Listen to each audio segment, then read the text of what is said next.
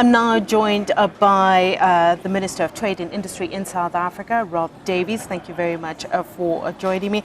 And I'm also joined by Cherie Donaldson, and she's from the BRICS Business Council. And of course, let's just expand this discussion around trade. Minister, let's start with you. Of course, much of the discussions happening here surrounding trade and how to improve intra-BRICS trade and trade with the rest of the world as well. But I think what's dominating here is the concern around what this U.S. trade, this U.S.-led trade war, is the impact it's going to have on trade going forward. Yeah, well, as trade ministers, we had a meeting, a BRICS meeting a few weeks ago, and we all expressed our concern at these developments. In particular, we all reaffirmed our commitment to a multilateral rules-based trading system. I think as South Africa, we are concerned because really we are not combatants in this trade war, but we've been affected as collateral damage. We have been subjected to the 232s on steel and aluminium, and there's now a process of discussion about extending that to autos. And we've been making representation in the US on these matters. We think we're an insignificant part of their market, and it is affecting jobs in our country. And so our take at the moment is to try to press on this matter. But the broader question, of course, is that if this escalates, and I think we are now beyond the phony war. We've had the first shots fired in the war, and this is likely to dampen global trade. Probably dampen global growth, but also that I think the end destination is some kind of weakening of the multilateral trading system, some assertion of unilateralism, bilateralism rather than multilateralism. We're not happy about that. We don't support that. And then we see that has unleashed a bit of a debate in the World Trade Organization about reform. Yesterday, on behalf of the Africa Group, South Africa delivered a statement, and we said we remain concerned that there is a huge agenda unfinished of trade and development, the reform of agricultural trade, but also of the special and differential treatment that is due to developing countries. We are not going to contemplate and agree easily to any change in the categorization between developed, developing and least developed countries. We will approach any proposal on reform from the standpoint of, does it address the questions of inequality and unevenness in the world economy? If it does, we may be willing to entertain it. If it doesn't, we're not. Does it allow us the policy space that we need and other countries have used to industrialize and move up the value chain? If it does, we would be prepared to contemplate. If it doesn't, we're not. Does it allow us to prioritize things like our own regional integration efforts, which are pretty critical for us as an African continent? So I think these are some of our approaches around this. But as BRICS, I think we need to come together. And our main message has been to say, well, we think that the experience that we've got on the African continent, we're now trying to work around. We supply finished products into the rest of the continent, but we know we're going to come up against a limit. And particularly as other countries start industrializing, they're not going to want to just take finished products from us. So we need to move into the space of trade in intermediate products, which is in any case the growing part of international trade. And that happens when we industrialize, move up the value chain. And so I think what we're looking at is investment-led trade.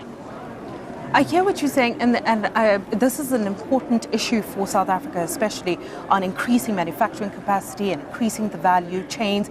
But at the same time, we want to promote intra-BRICS trade. You're opening up these markets. Some of these countries can't actually compete, and we've seen, lots of cases over the years how some of these industries across Africa have been decimated because they couldn't compete.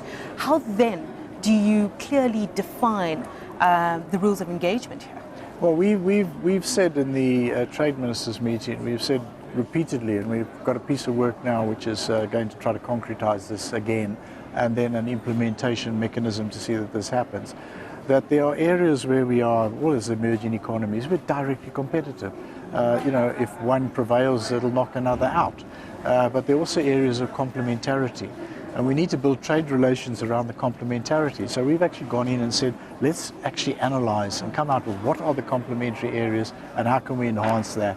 And I think that's the basis on which we see ourselves moving further forward, as well as what I was saying earlier, that probably the first thing we need to encourage now is a growth of investment relations, build productive capacity, and then we will be in a position where we are, not some of us are just trading in value, we import value-added products and we export primary products. We need to move into a space where we are all much more in a complementary and more value-added environment, and that will be the basis on which we can increase trade sustainably. Cherie, I want to bring you in here from the BRICS Business Council meeting that you held over the weekend. There's quite a few bottlenecks. A lot of movement has been hindered by some of the structural issues within the BRICS Business Council. Have all of that been, has that been ironed out, and what is the move forward now? Okay, so I represent two of the working groups on the BRICS Business Council, manufacturing and skills development working groups. And what is interesting, I don't think we've ironed out all of those blockages, but my sense is that as the groups work together better, and we've seen this in skills where it's not so competitive, we can collaborate a lot more easily. The blockages get ironed out more easily. So in skills, we've got a working group that has been together really since the inception of the skills working group across all 5 countries. And that allows, that relationship facilitates the unblocking of challenges. In manufacturing, it's been a lot more competitive, obviously, and the group has not been as coherent and as constant. So every time we get together, then we have to almost start again. If we can increase the consistency of that group, and we can get to know each other, get to understand each other better, then we start ironing out the blockages. And we've started making progress in the manufacturing group on that basis. These were some of the barriers that were discussed, but just touching on the point that I raised with the Minister as well, are you feeling this from the various members as part of the BRICS Business Council about how you clearly define the rules of engagement in terms of manufacturing and increasing this manufacturing capacity? And where does this leave the rest of South Africa representing the rest of Africa? Where does this leave these African countries that really need to create employment, like South Africa, for instance? Yeah. So one of the key priorities adopted by the manufacturing working group is around generation of employment via manufacturing. So part of our activities to achieve that are around showcasing possible projects that could be invested in South Africa. And our plan is definitely to embrace the rest of Africa and to showcase those projects as well. So in our working group, we actually showcased 16 different projects that are feasible investment projects.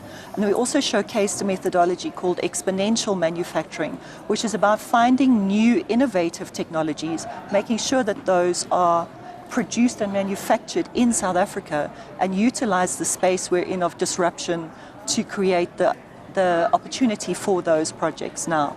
So, and in return, India also showcased a project, so we're collaborating on that project. So that project collaboration, I think, will start unblocking some of those challenges, start creating employment, start facilitating some of the investment the country is looking for, and we hope to drive that forward going as we go. Well, thank you very much for your time. Unfortunately, we've run out of time on this show, but we will continue this chat afterwards. Cherie Donaldson of the BRICS Business Council, thank you. And also to Rob Davies, DTI Minister, Trade and Industry Minister of South Africa.